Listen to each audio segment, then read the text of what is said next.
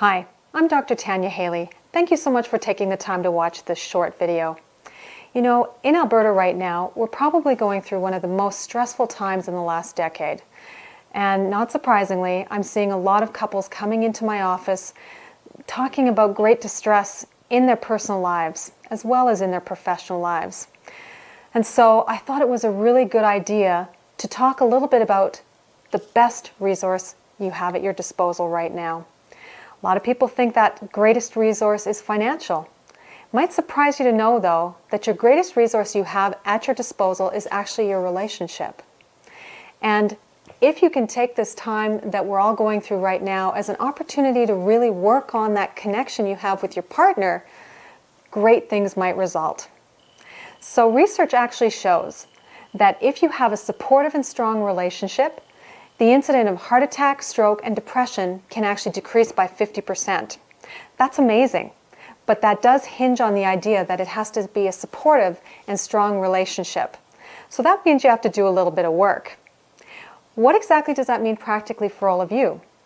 Well, think about when you've got a stressful situation or a problem, and how good it feels to be able to turn to someone in your life and just feel supported and like that person is on your side. Now, a lot of times what can happen is that instead of turning towards your partner for that support, you might turn toward a girlfriend or a family member or a friend outside of the relationship. And maybe you do that because you don't feel like your partner will understand or that they'll support you with what you're feeling. So I'm suggesting you need to make some tweaks in how you talk to each other about some of these external stresses and some of these things that you're all going through. Now, one of the things that I talk to my couples about that's actually a really difficult yet easy concept in theory is the idea of not jumping to problem solving when your partner is talking to you about something that they're a little bit worried about. Now, I know we all get into this habit of wanting to fix because we see our partner distressed and we want to jump in there and help them. We feel helpless if we can't offer them something. But you know, surprisingly enough, all they really need sometimes is just that feeling of empathy. Empathy is a huge healer, and support and feeling like that person is a cheerleader can be very powerful. Now, it doesn't mean that you have to agree with everything that your partner says, but if you can at least try to give them the support that they're looking for in a caring way, it can make a world of difference. So imagine if you could lean on each other during these really, really tough economic times, the stress that's on you, and you could feel like that person is your team, your source of support, your anchor. I mean, that would be extremely incredible. And so that's what I'm inviting you to do.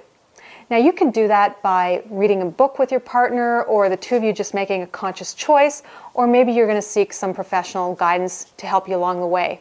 Whatever you decide to do, just keep in mind that if you and your partner can act together as that team, that's going to really, really protect you against a lot of external stress. So think about that the next time that you want to turn toward a friend or a family member or someone outside the relationship. And think about what it would take for you to want to turn toward your partner for that support. And if you can make that happen, I think that would be maximizing the greatest resource you have at your availability.